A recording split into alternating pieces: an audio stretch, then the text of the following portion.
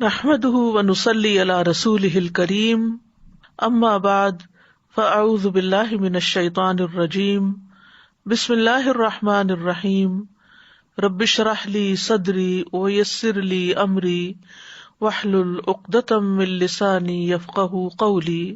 آج ہم انشاءاللہ ایک ایسے موضوع پر گفتگو کریں گے کہ جو ہر ایک کا موضوع گفتگو ہوتا ہے، یعنی بچے۔ ہمارے بچے، ہماری اولاد ہمارے لیے سب سے زیادہ قیمتی سرمایہ ہوتی ہے، اور اللہ سبحانہ تعالیٰ کی طرف سے ملنے والی نعمتوں میں سے سب سے زیادہ عزیز نعمت ہوتی ہے۔ سوچئے، گنیے کہ ہمیں کتنی نعمتیں ملی۔ اگر ہم گننا چاہیں تو ہم گن نہیں سکتے۔ قرآن مجید میں اللہ تعالیٰ فرماتے ہیں وَإِن تَعُدُّوا نِعْمَةَ اللَّهِ لَا تُحْصُوهَا، اگر تم اللہ کی نعمتوں کو شمار کرنا چاہو، گننا چاہو تو تم گن نہیں سکتے۔ اتنی نعمتیں ہیں ہمارے پاس، لیکن اپنے دل سے پوچھئے کہ ان نعمتوں میں سے، فائدے کی چیزوں میں سے، پسندیدہ چیزوں میں سے کون سی چیز میرے دل کے بہت قریب ہے؟ تو بحیثیت ایک خاتون کے ہم سب کا جواب شاید ایک ہی ہو، اور وہ ہے ہمارے بچے۔ کبھی ہم زبان سے اقرار نہیں بھی کرتے، لیکن ہم اپنے دل سے اور اپنے چاہت سے ہمیشہ اپنے بچوں کو ہی نمبر 1 قرار دیتے، کیونکہ ہمارا عمل یہ ظاہر کرتا ہے۔ عام طور پر دیکھا گیا کہ مائیں خود بھوکی رہتی، بچوں کو کھلانا چاہتی، خود جیسے بھی کپڑے پہن لیں، اپنے بچوں کو، اپنی اولاد کو بہترین پہنانا چاہتی، خود جو بھی ایجوکیشن حاصل کی جیسی بھی، لیکن اپنے بچوں کو اپنے سے زیادہ بہتر اور اپنے سے آگے دیکھنا چاہتی۔ باقی جتنے بھی انسان ہوتے ہیں ہم ان کے ساتھ ایک مقابلہ کر رہے ہوتے ہیں، کانشیسلی یا انکانشیسلی، لیکن اولاد، اس کے ساتھ جو ہمارا رویہ ہوتا ہے اس میں ہمارا دل یہ چاہتا ہے کہ وہ ہم سے بھی آگے نکل جائے۔ باقی لوگوں کے مقابلے میں ہم آگے نکلنا چاہتے ہیں، لیکن اولاد کے لیے ہم کیا چاہتے ہیں کہ وہ ہم سے بھی آگے جائے۔ ہم ان کی کامیابی کو ہر چیز سے زیادہ عزیز سمجھتے ہیں، اور ان کی ناکامی، ان کے دکھ، ان کی تکلیف کو ہر دکھ سے بڑا دکھ سمجھتے ہیں۔ تو اس میں کوئی شک ہی نہیں کہ اولاد ہمیں سب سے زیادہ عزیز ہوتی ہے، تمام رشتوں میں، تمام انسانوں میں۔ اللہ سبحانہ تعالیٰ نے اولاد کے معاملے میں قرآن مجید میں فرمایا للہ ملک السماوات والارض یخلق ما یشاء یہب لمن یشاء اناثا ویہب لمن یشاء الذکور او یزوجہم ذکرانا واناثا ویجعل من یشاء عقیما انہ علیم قدیر۔ آسمانوں اور زمین کی بادشاہت اللہ ہی کے لیے ہے، وہ جو چاہے پیدا کرتا ہے، جسے چاہتا ہے لڑکیاں عطا کرتا ہے، جسے چاہتا ہے لڑکے عطا کرتا ہے، یا لڑکے اور لڑکیاں ملا کر دیتا ہے، اور جسے چاہے بانجھ بنا دیتا ہے، یعنی کچھ بھی نہیں دیتا۔ یقیناً وہ سب کچھ جاننے والا اور قدرت والا ہے۔ تو اس سے یہ پتہ چلتا ہے کہ جو بھی اولاد ہمیں ملی، وہ لڑکا ہے یا لڑکی، یہ اللہ ہی کا فیصلہ تھا، اللہ ہی کی دین تھی۔ جسے چاہا دونوں دیے، جسے چاہا ایک چیز دی، جسے چاہا کچھ بھی نہیں دیا۔ تو بہرحال اس اعتبار سے ہمیں یہ بات ہمیشہ یاد رکھنی چاہیے کہ اولاد اللہ کی دین ہے، اللہ ہی کی نعمت ہے، اور اس نے ہمارے حق میں جو پسند کیا وہ ہمیں عطا کیا، اس لیے اس معاملے میں اس پر راضی رہنا چاہیے۔ حقیقت یہ ہے کہ قرآن مجید میں اولاد کی پیدائش کو بھی ایک خوشخبری قرار دیا گیا ہے۔ سورۃ مریم آیت 7 میں آتا ہے یا زکریا انا نبشرک بغلام اسمہ یحییٰ، اے زکریا ہم آپ کو ایسے لڑکے کی خوشخبری دیتے ہیں جس کا نام یحییٰ ہوگا۔ یعنی زکریا علیہ السلام جن کو بڑھاپے میں اولاد ملی، تو جب اولاد کی خبر دی گئی تو اس کو صرف خبر کے طور پر نہیں بتایا گیا بلکہ خوشخبری کے طور پہ بتایا گیا۔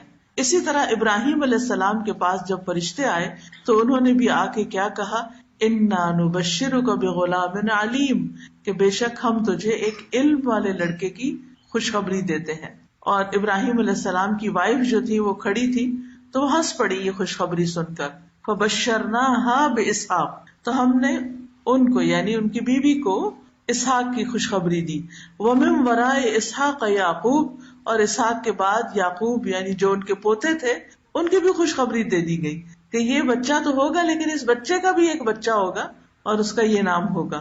اور اگر دیکھا جائے تو اولاد جتنا بھی ستائے، ماں جتنی بھی تکلیف اٹھائے، لیکن the moment بچہ ڈیلیور کرتی ہے اور اس کو خبر دی جاتی ہے کہ بیٹی ہے یا بیٹا ہے تو ایک دم اس کے دل میں خوشی بھر جاتی، حالانکہ پچھلے 9 مہینوں سے وہ مختلف طرح کی تکالیف سے گزری ہوتی، لیکن بچے کی خبر پا کر وہ خوش ہو جاتی ہے. اور پھر ہم دیکھتے ہیں کہ ہم اپنی زندگی میں یہ دعائیں بھی مانگتے رہتے ہیں کہ ربنا ہب لنا من ازواجنا وذریاتنا قرۃ اعین واجعلنا للمتقین اماما. اے ہمارے رب، ہمیں ہمارے ازواج، بیویوں یا شوہر اور اولادوں سے آنکھوں کی ٹھنڈک عطا کر اور ہمیں متقین کا امام بنا. نبی صلی اللہ علیہ وسلم نے ہماری اولاد کو ہماری بہترین کمائی بھی قرار دیا ہے. آپ نے فرمایا یقیناً تمہاری اولاد تمہاری بہترین کمائی ہے، بس اپنی اولاد کی کمائی میں سے کھاؤ. یعنی بچے جو کماتے ہیں یا بچوں کی جو آمدنی ہوتی ہے اس میں ماں باپ کا بھی حق ہے. تو ماں باپ کے لیے دنیا میں خوشخبری بھی ہو گئی، آنکھوں کی ٹھنڈک بھی ہو گئی، بہترین کمائی بھی ہو گئی، پھر آخرت میں بھی درجات کی بلندی کا ذریعہ ہوتی ہے اولاد. رسول اللہ صلی اللہ علیہ وسلم نے فرمایا جب انسان مر جاتا ہے تو 3 اعمال کے علاوہ اس کے تمام اعمال ختم ہو جاتے ہیں، یعنی اس کا نامہ اعمال بند ہو جاتا ہے. وہ 3 اعمال کون سے؟ صدقہ جاریہ، یعنی اللہ کے راستے میں زندگی میں اپنے ہاتھ سے مال خرچ کرنا جو بعد میں ایسے جگہوں پر اگر خرچ کیا ہو کہ جن کا فائدہ لوگوں کو پہنچ رہا ہے تو وہ صدقہ جاریہ بن جاتا ہے. یا وہ علم جس سے نفع اٹھایا جائے، دوسرے لوگ فائدہ اٹھائیں، یا نیک اولاد جو اس کے لیے دعا کرتی رہے. اور دلچسپ بات یہ ہے کہ یہاں ولد صالح کی بات آئی ہے. ولد کا معنی صرف بیٹا نہیں ہوتا، ولد اسم جنس ہے جس میں بیٹا، بیٹی، بیٹے، بیٹیاں، واحد، جمع سبھی اس میں شامل ہو جاتا ہے. تو ایک اولاد میں سے ایک دعا کرے یا سب کریں، بیٹا کرے یا بیٹی کرے، سب کے سب جو ہیں وہ والدین کے لیے فائدہ مند ثابت ہوتے ہیں. لیکن یہ یاد رکھیے کہ اولاد جہاں خوشخبری ہے وہاں ایک ذمہ داری بھی ہے، ایک ریسپانسبلٹی بھی ہے جس کے بارے میں قیامت کے دن سوال ہوگا. حدیث میں آتا ہے کہ ہر شخص ذمہ دار ہے، اور ایک اور روایت میں آتا ہے اس سے اس کے اہل خانہ کے بارے میں، یعنی جن کا وہ ذمہ دار ہے اس کے بارے میں بھی اللہ تعالیٰ خصوصیت سے پوچھے گا. خاص طور پر ماں، یعنی باپ کی بھی ذمہ داری ہے لیکن یاد رکھیے کہ ماں کی ذمہ داری زیادہ ہے. صحیح بخاری کی حدیث ہے، حضرت عبداللہ سے روایت ہے رضی اللہ عنہ کہ رسول اللہ صلی اللہ علیہ وسلم نے فرمایا تم میں سے ہر شخص نگران ہے اور اس سے اس کی رعیت کے بارے میں سوال کیا جائے گا. امام جو لوگوں پر نگران ہے اس سے ان کے بارے میں پوچھا جائے گا. آدمی اپنے گھر والوں پر نگران ہے، آدمی اپنے گھر والوں پہ نگران ہے، اس سے ان کے بارے میں سوال کیا جائے گا. عورت اپنے شوہر کے گھر اور اس کے بچے کی نگران ہے اور اس سے ان کے بارے میں سوال کیا جائے گا. تو اس حدیث سے صاف طور پر پتہ چلتا ہے کہ عورت کا سوال اس کے بچوں کے بارے میں بھی ہوگا، یعنی عورت سے جو سوال قیامت کے دن کیا جائے گا. اس لیے ہم سب کو اپنی ذمہ داری محسوس کرنی چاہیے اور اس کو ادا بھی کرنا چاہیے. یہ ذمہ داری ہم کیسے ادا کر سکتے ہیں؟ اولاد کی اچھی تربیت کر کے، ان کو کسی کام کا بنا کر. اب یہ تربیت کیسے کی جائے؟ تمام والدین اس معاملے میں فکر مند ہوتے ہیں اور تربیت کرنا بھی چاہتے ہیں، لیکن بعض اوقات ان کو یہ معلوم نہیں ہوتا کہ یہ تربیت کیا ہوتی ہے اور کیسے ہوتی ہے. تو آج انشاءاللہ تعالی اس عزیز ترین نعمت، اس پیاری چیز یعنی اولاد کی جو اچھی تربیت ہے اس کے بارے میں کچھ چیزیں آپ کے ساتھ شیئر کروں گی تاکہ انشاءاللہ آپ ان چیزوں سے فائدہ اٹھاتے ہوئے اپنے بچوں کی صحیح معنوں میں قدردانی کریں اور اپنے لیے بہترین صدقہ جاریہ بنائیں. سب سے پہلی چیز یہ کہ تربیت اولاد جو ہے اس کی پلاننگ شادی سے پہلے کی جاتی. یہ نہیں کہ بچے جب جوان ہو جائیں اور اپنی مرضی کے مالک ہو جائیں پھر ہم تربیت شروع کریں. ہاں اس وقت بھی تربیت کا عمل جاری رہے گا لیکن شروع کب ہوگا؟ شادی سے بھی پہلے. وہ کیسے؟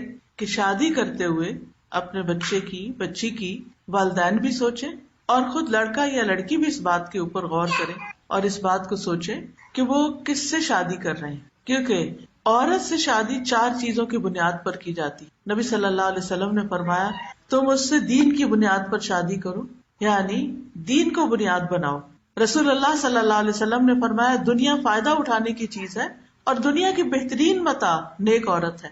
کیونکہ جس گھر میں ایک نیک عورت آئے گی جو نماز کی پابند ہوگی، جو اخلاق کی اچھی ہوگی، جو خدمت گار ہوگی، وہ گھر جنت بن جائے گا. لیکن اگر کسی گھر میں ایک ایسی لڑکی آ جائے جو بظاہر دیکھنے میں تو بہت مالدار ہو اور بہت خوبصورت ہو لیکن بالکل بے دین ہو اور بد اخلاق ہو، تو آپ سوچئے کہ اس گھر میں پھر بزرگوں کا حال کیا ہوگا اور اس گھر کے اندر بچوں کی تربیت کیسے ہوگی؟ ناممکن. وہ اپنی بد اخلاقی کی وجہ سے بچوں کو بھی نفسیاتی مریض بنا دے گی. اس لیے بچوں کے ذہن میں یہ بات ڈالتے رہنا چاہیے کہ ٹھیک ہے، اگر کوئی تمہیں پسند آ گیا تو یہ ضرور خیال کرنا، یہ ضرور سوچنا کہ وہ تمہارے بچوں کی آئندہ ماں یا وہ باپ کیسا ہوگا.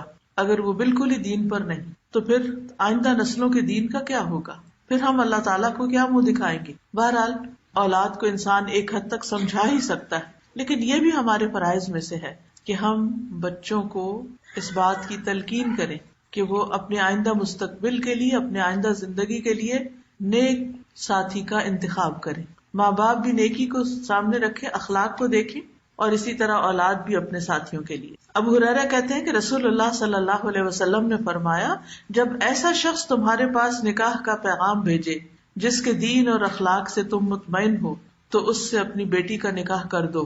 اگر ایسا نہیں کرو گے تو زمین میں فتنہ اور زبردست فساد پیدا ہوگا. پھر جب شادی ہو جائے اچھے رشتے سے نباہ کرنا آسان ہوتا ہے. اس کے بعد اولاد کی پیدائش سے پہلے شوہر اور بیوی کا جو باہم ملاپ ہوتا ہے اس وقت کے لیے بھی ہمیں دعائیں سکھائی گئی. اور اس وقت کی خاص دعا کیا ہے؟ حدیث میں آتا ہے، جب تم میں سے کوئی اپنی بیوی سے صحبت کرے تو یہ دعا مانگے، بسم اللہ اللہم جنبنا الشیطان وجنب الشیطان ما رزقتنا. اللہ کے نام کے ساتھ، یعنی اس وقت بھی بسم اللہ کہے، اے اللہ ہمیں شیطان سے بچا اور شیطان کو اس چیز سے دور رکھ جو اس کے نتیجے میں، یعنی ہمارے اس تعلق کے نتیجے میں جو بھی تو ہمیں عطا فرمائے اس کو بھی شیطان سے بچا.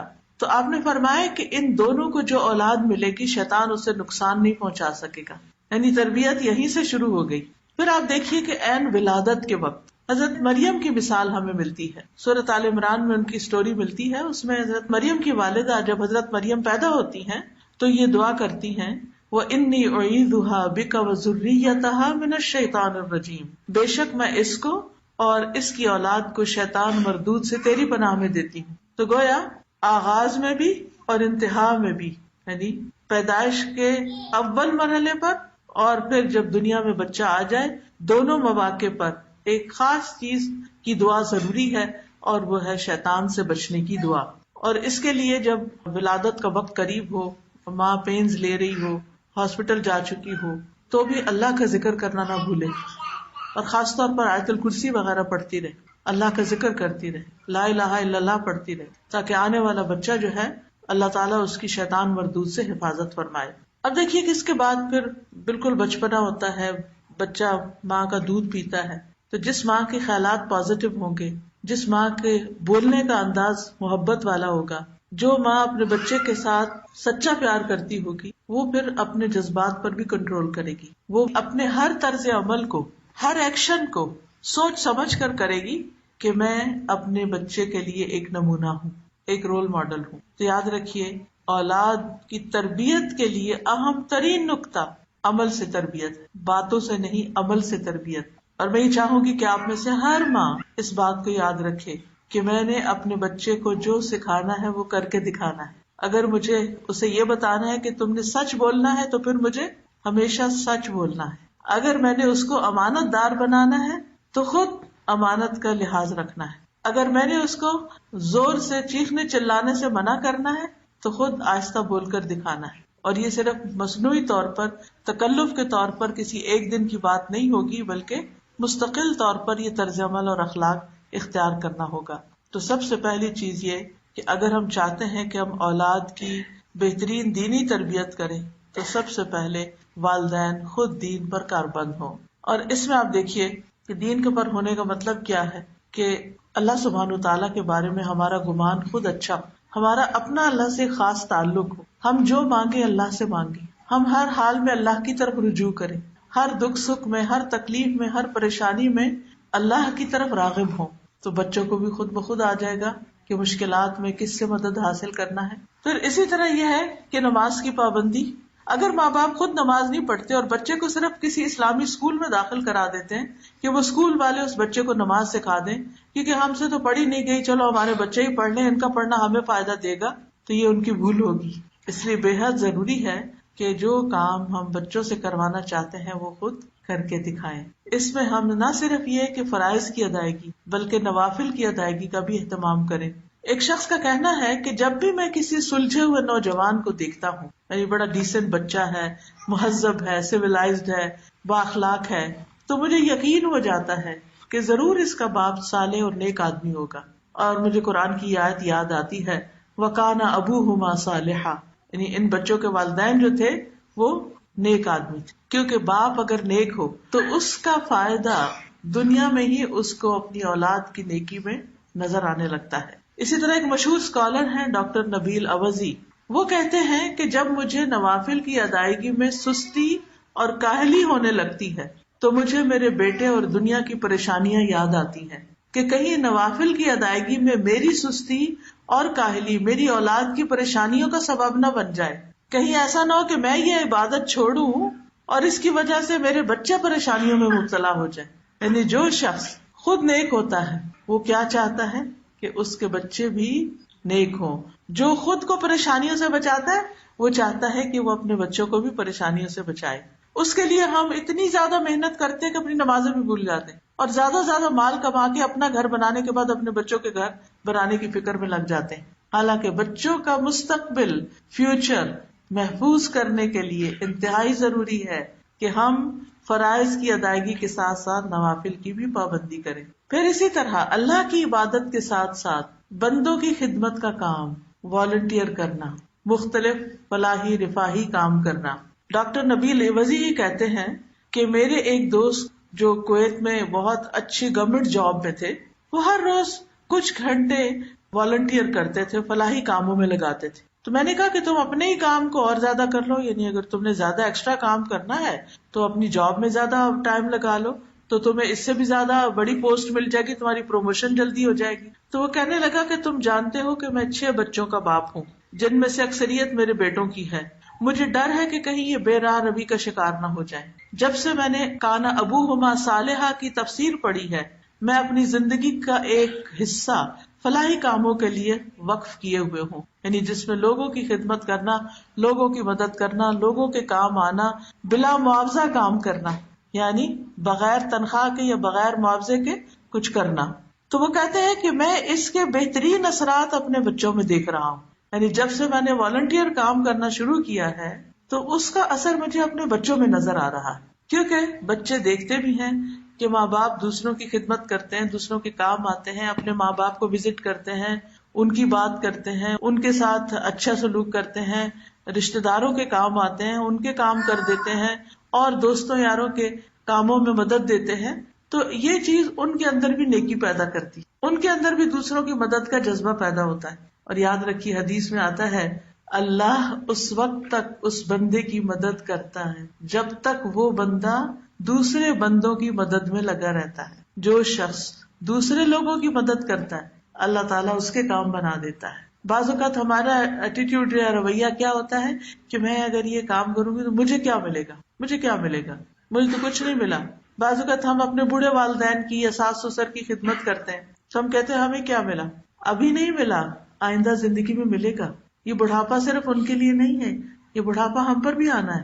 جب گھر میں ہسبینڈ وائف آپس میں جھگڑ رہے ہو اس بات پر، ہسبینڈ چاہتا ہو بیوی سے اس بات پہ تعاون کہ میرے ماں باپ کا خیال رکھو، اور بیوی کہتی ہو کہ میں نہیں رکھ سکتی، میری ہمت نہیں ہے، یا میں یہ کام نہیں کر سکتی، تو کیا یہ کنورسیشن بچے نہیں سنتے؟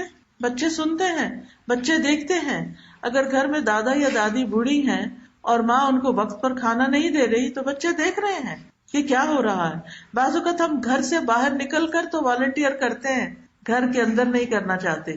تو یاد رکھیے اپنے فرائض سے بڑھ کر، اپنی ذمہ داریوں سے بڑھ کر جب ہم کسی کی بھی کوئی مدد یا خدمت کرتے ہیں تو اللہ سبحانہ وتعالیٰ اس کی خیر ہمیں اپنے بچوں میں دکھاتے ہیں. پھر اسی طرح عبداللہ بن مسعود کے بارے میں آتا ہے کہ جب رات میں نوافل ادا کرتے تو سامنے اپنے چھوٹے سوئے ہوئے بچے کو دیکھتے اور کہتے من اجلک یا بنیا، اے میرے بیٹے تیرے روشن مستقبل کی خاطر، تیرے فیوچر کی خاطر میں یہ نوافل پڑھ رہا ہوں، تیرے لیے دعائیں کرنے کے لیے. اور روتے ہوئے اس آیت کی تلاوت کرتے وَكَانَ أَبُوهُمَا صَالِحًا، کہ ان کا باپ ایک نیک آدمی تھا. ابن مسیب کہتے ہیں اے میرے بیٹے میں تمہاری وجہ سے نماز کو لمبا کرتا ہوں، اس امید پر کہ تمہارے بارے میں میری حفاظت کی جائے، یعنی تمہارے بارے میں مجھ سے جو سوال کیا جائے گا قیامت کے دن، اولاد کے بارے میں پوچھا جائے گا کہ ان کی کیا تربیت کی تھی، تو اس بارے میں میری پکڑ نہ ہو۔ اور پھر انہوں نے اس آیت کی تلاوت کی، وَكَانَ أَبُوهُمَا صَالِحًا۔ پھر اسی طرح اولاد کی اصلاح کے لیے صدقہ کرنا۔ پہلی چیز کیا تھی؟ اللہ سے دعائیں کرنا۔ دوسری چیز نمازوں کی پابندی اور نوافل اور والنٹیئر کام۔ تیسری چیز نیک اعمال اور صدقہ کرنا۔ ایک شخص کا بیٹا جب کوئی نافرمانی کرتا یا اخلاقی طور پہ بگڑ جاتا تو وہ صدقہ کرنا شروع کر دیتا اور کھانا کھلاتا، یعنی لوگوں کو کھانا کھلانے لگتا اور کہتا کہ قرآن مجید میں آیا ہے خذ من اموالہم صدقۃ تطہرہم وتزکیہم بہا۔ نبی صلی اللہ علیہ وسلم کو حکم ہے قرآن مجید میں کہ ان کے مالوں میں سے صدقہ لے لیجئے، یعنی یہ جب صدقہ لائے تو صدقے کو لے لیجئے اور خیر کے کاموں میں استعمال کیجئے، مراد یہ ہے۔ اس کے ساتھ یعنی اس صدقے کی وجہ سے، اس صدقے کے ذریعے آپ انہیں پاک کیجئے۔ تو صدقہ کیا ہے؟ پاک کرنے کا ذریعہ ہے، اور انہیں صاف کیجئے۔ اور پھر وہ اس آیت کو پڑھ کر یہ کہتے اللہم ھذہ لتزکیۃ اخلاق ابنی فإنها اشد علی من مرضہ۔ اے اللہ یہ صدقہ میرے بیٹے کے اخلاقی تزکیہ کے لیے، اس صدقے کے ذریعے میں اپنے بچے کے اخلاق کا تزکیہ کرنا چاہتا ہوں، تربیت کرنا چاہتا ہوں، پس بے شک یہ اخلاقی بے راہ روی اور اس کا یہ بگاڑ میرے لیے اس کی بیماری سے یعنی فزیکل کنڈیشن سے بھی زیادہ شدید ہے، یعنی اس کی نافرمانی، اس کے گناہ اور اس کا غلط کام جو ہے وہ مجھے زیادہ تکلیف دیتے ہیں بنسبت اس کے کہ یہ بیمار ہو جائے۔ یہ بیمار ہو تو مجھے تکلیف ہوتی ہے، لیکن اتنی تکلیف نہیں جتنی اس کے بے راہ رو ہونے سے مجھے ہو رہی ہے۔ تو اللہ اس کے جو گناہ ہیں تو اس صدقے کی وجہ سے معاف کرتے اور اس کو ہدایت دیتے۔ تو یہ بھی تربیت کا ایک اہم اصول ہے۔ پھر اسی طرح ایک اور آدمی جس کے پاس زیادہ مال نہیں تھا، وہ مال کا صدقہ نہیں کر سکتا تھا، بس اس کے گزر گزارے کے لائق تھوڑے بہت اس کے پاس چیزیں تھی۔ تو اس کا بیٹا جب اس کے اوپر غالب آنے لگتا، بدتمیزی کرتا، تو وہ رات کو قیام میں سورۃ البقرہ پڑھتا اور دعا کرتا اے اللہ یہ میرا صدقہ ہے، یعنی میرے پاس پیسے تو نہیں لیکن میں نے قرآن کی تلاوت کی ہے نماز میں، اس کو میرے سے قبول کر لے اور میرے لیے اس بیٹے کی اصلاح کر دے۔ کیونکہ بہت سے لوگ اسی قسم کے کوشچنز کرتے ہیں نا، بچے بدتمیزی کرتے ہیں، بچے بات نہیں مانتے، بچے تنگ کر رہے ہیں، بچے کام نہیں کر رہے، بچے شادی نہیں کر رہے، بچے جاب پہ نہیں جاتے۔ 100 بچوں کی مشکلات میں لوگ گھرے ہوئے ہوتے ہیں عام طور پر، ان کو سمجھ نہیں آتی کہ اس سے نکلنے کا کیا ذریعہ۔ کبھی کسی سائیکالوجسٹ کے پاس جا رہے ہیں، کبھی کسی مولوی صاحب کو بلا رہے ہیں، کبھی کسی جن بھوت بھگانے والے کو بلا رہے ہیں، اور مسئلہ حل ہو کے دیتا ہی نہیں۔ تو بات یہ ہے کہ ایسے میں ٹھیک ہے انسان دوسروں سے مشورہ کرے، لیکن اس کے ساتھ ساتھ اپنے عمل کی اصلاح کرے، اپنی نمازوں کی اصلاح، اپنے قرآن کی اصلاح، اپنے صدقہ خیرات کی، اپنی تہجد، ان چیزوں کی طرف توجہ کرے اور خوب خوب اللہ تعالیٰ سے دعا کرے۔ اسی لیے کہا جاتا ہے کہ اپنے بیٹوں کی اصلاح، یعنی بچے مراد ہیں، اپنے بچوں کی اصلاح کی نیت کے ساتھ اللہ کی طرف عبادت کرو، پھر اگر وہ تمہاری کوششوں پر غالب آ بھی جائیں تو وہ تمہاری نیتوں پہ غالب آنے کی طاقت ہرگز نہیں رکھ سکتے۔ تو لازم ہے کہ ہم بچوں کی بری عادات کو ختم کرنے کے لیے اللہ تعالیٰ سے مدد لیں، اللہ کی مدد سے یہ سب کریں۔ مثلاً اگر بچے کے اندر آپ دیکھتے ہیں کہ اس کو جھوٹ کی عادت پڑ رہی ہے، جھوٹ بولنے لگ گیا، جب چھوٹے ہوتے ہیں نا بچے تو بعض اوقات بڑے اچھے ہوتے ہیں، سیدھی سیدھی بات کرتے ہیں، پھر بڑے ہو کر کچھ ایسے کام کرنے لگتے ہیں جنہیں وہ ہم سے چھپانا چاہتے ہیں، تو اس میں پھر غلط بیانی سے کام لیتے ہیں۔ تو اس میں آپ دیکھیے کہ اب کون ہے جو ہماری مدد کرے کہ اس بچے کا جھوٹ ختم ہو جائے؟ تو سب سے پہلے اگر ہمارے ذہن میں کوئی آ بھی جائے کہ فلاں شخص بہت سمجھدار ہے، اس سے مشورہ کرتا ہوں، اس تک بھی جانے سے پہلے اللہ سے مدد لے کہ یا اللہ میں اس کام کے لیے تیرے فلاں بندے کے پاس جس کو تو نے علم دے رکھا ہے میں جا رہا ہوں، لیکن ہدایت تو تو دینے والا ہے، ہدایت تو تو ہی دے گا، تو اس کو ہدایت دے دینا، تو اس کو راستہ دکھا دینا۔ پھر اسی طرح آپ دیکھیے کہ بچوں کی تربیت کے لیے ان کے ساتھ اپنا گیپ کم کیجیے، کمیونیکیشن بڑھائیے، ان کے ساتھ وقت گزاریے، یہ نہیں کہ صرف پڑھنے پڑھانے کے لیے یا صرف چند نصیحتوں کے لیے یا صرف کھانے کی بیس پر نہیں، مختلف کاموں میں ان کو اپنے ساتھ شریک کریں، کیونکہ بعض اوقات ماں اپنے کام کر کر کے خوب ایکسپرٹ ہو جاتی ہے کھانا پکانے کی اور گھر چلانے کی، گھر داری کی. لہٰذا بیٹیوں کے ہوتے ہوئے بھی وہ سارے کام خود ہی کرتی ہیں. بیٹیوں کو قریب نہیں آنے دیتی، کیونکہ ان کو لگتا ہے کہ وہ اتنا مزے کا کھانا نہیں بنے گا یا اتنے اچھے طریقے سے گھر نہیں چلے گا، لہٰذا وہ ہر کام خود ہی کرتی رہتی. یہ طریقہ درست نہیں. اس سے کیا ہے کہ آپ تو کچن میں کام کر کر کے تھک رہے ہیں اور بچیاں موبائل میں بیٹھ کے ادھر ادھر گپ شپ کر رہے ہیں، یا چلے پڑھ بھی نہیں ہیں تو بھی یہ جسٹیفائی نہیں کرتا کہ آپ سارے کام اکیلے ہی کرتے رہیں. اور اس طرح آپ کو اپنے بچوں کے ساتھ ٹائم سپینڈ کرنے کا کوئی موقع ہی نہیں ملتا. لہٰذا بے حد ضروری ہے کہ آپ ان کا کچھ نہ کچھ وقت کا حصہ کام میں اپنے ساتھ لگا کر گزاریں، یعنی اکٹھے کام کریں. چاہے اکٹھے کوکنگ کریں، چاہے آپ اکٹھے لانڈری کے لیے تیاری کریں، چاہے آپ اکٹھے گارڈننگ کریں، چاہے اکٹھے گروسریز کرنے جائیں، چاہے کہ اکٹھے ڈاکٹر کے پاس جائیں. ان کے ساتھ کام کے دوران ٹائم سپینڈ کریں. اکٹھے کام کرنے سے باہم بانڈنگ، ایک ٹیم ورک ڈیولپ ہوتا ہے. انڈرسٹینڈنگ، مثلا شروع میں جب آپ کام کریں گے، آپ کہیں گے یہ برتن دو مجھے، وہ کچھ اور پکڑا دے گی. آپ کہیں گے اتنا ڈالو، وہ زیادہ ڈال دے گی. اب آپ کو سخت غصہ آئے گا تو آپ کہیں گے جاؤ مجھے شکل نہ دکھاؤ، میں خود ہی کروں. نہیں نہیں نہیں، یہ ہے وقت صبر کا.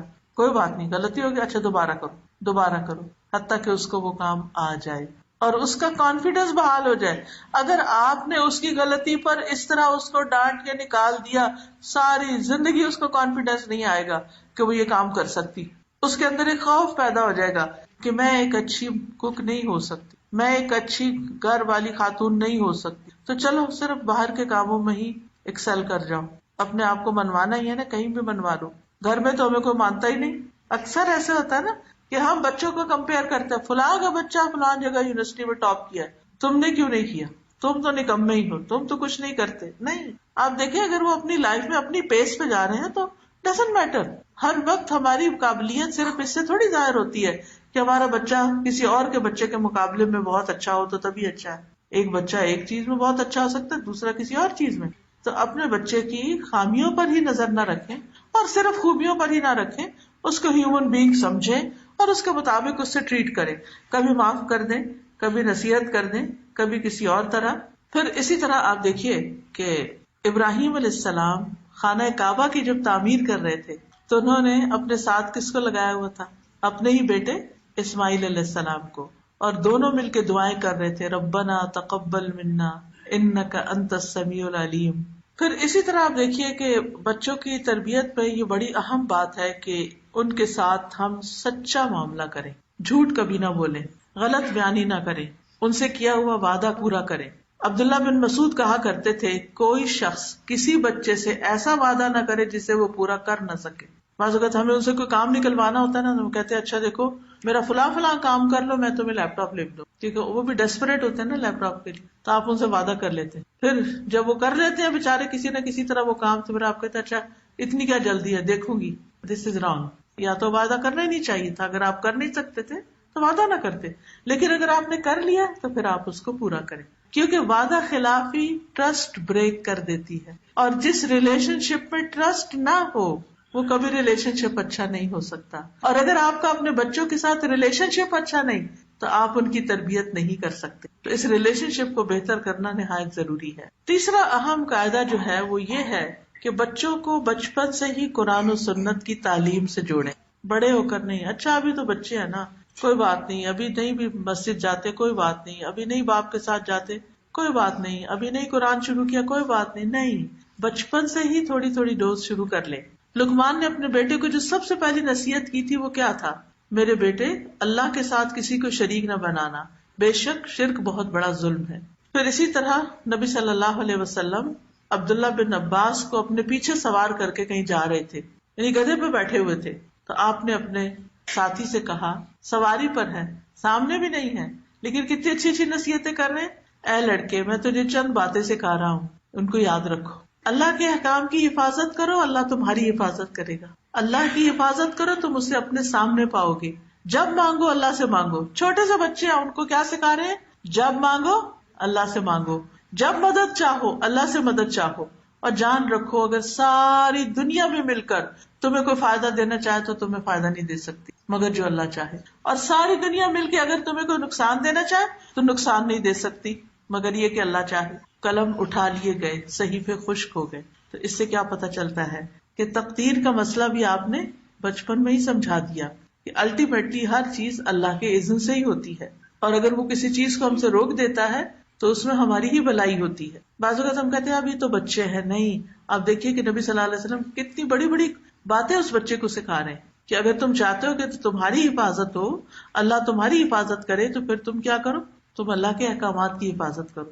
جیسے قرآن مجید میں آتا نا، حافظوا علی الصلوات والصلاۃ الوسطی، کہ نمازوں کی حفاظت کرو، خاص طور پر درمیانی نماز. پھر اسی طرح آپ دیکھیے کہ جتنے بھی نیک لوگ گزرے ان کا اپنی اولاد کے بارے میں ہم و غم ہی یہی تھا کہ وہ نیک اولاد بن کے اٹھے. دنیا سے جب جا رہے تھے اس وقت بھی ان کی دعائیں یہی تھی. یعقوب علیہ السلام کے بارے میں جو قرآن مجید میں آیت آتی ہے البقرہ 133، اس کو آپ کے سامنے رکھوں گی. ام کنتم شہداء اذ حضر یعقوب الموت اذ قال لبنیہ ما تعبدون من بعدی قالوا نعبد الہک والہ آبائک ابراہیم واسماعیل واسحاق الہا واحدا ونحن لہ مسلمون. کیا تم موجود تھے جب یعقوب کو موت آئی، جب اس نے اپنے بیٹوں سے کہا کہ میرے بعد کس چیز کی عبادت کرو گے؟ انہوں نے کہا ہم تیرے معبود، تیرے باپ دادا ابراہیم، اسماعیل اور اسحاق کے معبود کی عبادت کریں گے جو ایک ہی معبود ہے اور ہم اسی کے فرما بردار ہیں. تو یاد رکھیے مرتے وقت اللہ کے نیک بندوں نے اپنے بچوں کو دین پر قائم رہنے کی تلقین کی. پھر اسی طرح حضرت لقمان کی وصیتوں میں ہم دیکھتے ہیں جو اپنے بچے کو کی، اس میں ایک بڑی خوبصورت وصیت کرتے ہیں، اے میرے چھوٹے بیٹے، بے شک کوئی چیز اگر رائی کے دانے کے وزن کی ہو، پس کسی چٹان میں ہو یا آسمان ہو یا زمین میں ہو، اللہ اسے لے آئے گا. اللہ بڑا باریک بین اور پوری خبر رکھنے والا ہے. تو اس سے کیا پتا چلتا ہے؟ اس سے بھی یہ بات ہمارے سامنے آتی ہے اور بہت ہی اہم ہے کہ بچوں کو بچپن سے اللہ تعالیٰ کی صفات کا علم دینا چاہیے. یعنی قرآن و سنت کے علم میں اللہ تعالیٰ کے ناموں کا علم، اللہ تعالیٰ کی صفات کا علم، اللہ تعالیٰ کے کاموں کے بارے میں علم، کہ کون ہے وہ، اس کا نام کیا ہے، اس کی کوالٹیز کیا ہے، اور پھر وہ کیا کیا کرتا ہے. تو اس میں خاص طور پر یہ کہ اللہ تعالیٰ لطیف خبیر ہے. پھر آخرت کا تصور دے. قرآن مجید میں اللہ تعالیٰ فرماتے ہیں یا ایھا الذین آمنوا قوا انفسکم واہلیکم نارا، اے لوگو جو ایمان لائے ہو، اپنے آپ کو اور اپنے گھر والوں کو آگ سے بچاؤ جس کا ایندھن آدمی اور پتھر ہے. تو ہمارے اوپر فرض بنتا ہے کہ ہم اپنی آخرت کے ساتھ ساتھ اپنے بچوں کی آخرت کی بھی فکر کریں. پھر نمازوں کی پابندی سکھانا، خصوصاً نفل نماز کی ترغیب دینا. پھر بچوں کو روزے رکھوانا. صحابیات جو تھیں وہ عاشورہ کا روزہ بھی بچوں کو رکھواتی، دودھ پیتے بچوں کو بھی وہ رونے لگتے تو ان کو کھلونے دے دیتی، یعنی بہت چھوٹے چھوٹے بچوں کو بھی روزہ رکھواتی. پھر دن کے کسی حصے میں ان کو کچھ کھلا پلا دیتی ہوگی، لیکن ان کو بھی ایک شعور بچپن سے ہی دلاتی کہ روزہ رکھنے کی چیز ہے. پھر بچوں کو حج کروانا، عمرے پہ لے جانا. یاد رکھیے عمرے پہ لے کے جانا جو ہے یہ مجھے تربیت کے لیے بہت ہی فائدہ مند نظر آتا ہے. میں جب 2005 میں یہاں پر آئی، 2004-05 میں، تو میرا بیٹا اس وقت چھوٹا تھا. 2009 میں جب میں اس کو بھیجا واپس پاکستان پڑھنے کے لیے اے لیولز کے لیے، اور کچھ عرصے کے بعد جب مجھے جانا پڑا تو میں نے دیکھا کہ اس کے یہاں پر پرائیویٹ اسکول، پبلک اسکول وغیرہ میں جا کے تھنکنگ جو ہے تھوڑی فرق ہے اور اس میں کچھ چیزیں بہت اسٹرانگ کرنے کی ضرورت ہے. تو مجھے یہی خیال ہے کہ اس کا ایمان اسٹرانگ کر دوں گی انشاءاللہ تو باقی چیزیں آسان ہو جائیں گی. تو اس پر ہم نے عمرے کا پروگرام بنایا اور الحمدللہ مکہ جا کر اتنی زیادہ اس کے اندر تبدیلی آئی، اتنی چینج آئی کہ وہ شاید میں 10 سال میں بھی سکھا کے اس کو سمجھا نہیں سکتی. آپ دیکھیے کہ اللہ کا گھر دیکھ کر دلوں پہ جو ہیبت طاری ہوتی، وہاں کی اذان اور نماز کے مناظر دیکھ کر انسان کے اوپر جو کیفیت طاری ہوتی. آج آپ دیکھیں کہ ہم بچوں کو ہالیڈیز پہ لے جانا اپنا فرض سمجھتے. بچپن میں ہماری ہالیڈیز کیا تھی؟ نانی کے گھر جانا یا کسی رشتے دار کے گھر وزٹ کرنے کے لیے جانا. چھٹیاں کہاں گزاریں گے یہی سوچ رہے ہوتے تھے کہ نانی کے گھر جا کے گزاریں گے. اور واقعی لمبی لمبی چھٹیوں کے لیے جانا اور خوب انجوائے کرنا، وہ گھر کی پابندی سے نکلنا. تو اب یہ ہے کہ اب ماں باپ خود، نانی دادی تو آؤٹ ہو گئی ہیں فیملی سے، لہٰذا بچوں کو لے کے ہالیڈیز پہ جاتے ہیں، کبھی کہیں، لیکن کہاں نہیں جاتے لے کر، وہ ہے اللہ کا گھر. میں نہیں کہتے کہ سب ایسے ہی کرتے ہیں، الحمدللہ بہت سے لوگ لے کے بھی جاتے ہیں، لیکن بہت سے لوگ گھبراتے ہیں بچوں کو لے جانے سے. خوف ہوتا ہے ان کو، وہ کہتے ہیں وہ بہت رش ہوگا، بچے گھبرا جائیں گے، بچوں نے ایسا ماحول نہیں دیکھا، بچے پریشان ہو جائیں گے، بہت گرمی ہے بچوں کو گرمی لگ جائے گی، بچوں کو یہ ہو جائے گا، بچوں کو ہو جائے گا، اور اس خوف سے وہ اللہ کے گھر نہیں لے کے جاتے. میں تو سمجھتی ہوں کہ بچوں کی تربیت کے لیے باقاعدہ اپنے گھر میں ہی ایک فنڈ قائم کر کے رکھے کہ جب یہ تھوڑا سا بھی ہوش سنبھالتے ہیں تو ان کو سب سے پہلے اللہ کے گھر لے کے جائیں. ایون پاکستان لے جانے سے پہلے، رشتے داروں کے پاس لے جانے سے پہلے اللہ کے گھر لے جانے کا کوئی پلان کریں. اگر بچوں کے اندر خیر ہوگی تو آپ دیکھیں گے کہ ایک دم باہر آئے گی اس ماحول میں، کیونکہ بابرکت جگہ ہے. ہدی للناس، لوگوں کی ہدایت کے لیے اللہ نے اس کو بنایا. بچوں کو بہت دفعہ ہم انڈر ایسٹیمیٹ کرتے ہیں. اگر بچے کے اندر تھوڑی سی بھی خیر ہوگی تو بہت جلدی باہر آئے گی. اور سب سے بڑھ کر یہ کہ اس کا اللہ پر ایمان مضبوط ہوگا، کیونکہ اللہ نے کعبہ کو، اپنے گھر کو بنایا اس لیے ہے تاکہ لوگ یہاں ہدایت پائیں، لوگ یہاں اکٹھے ہوں، ایک دوسرے سے سیکھیں، بہت سے تجربات کریں. مکہ جانا دنیا میں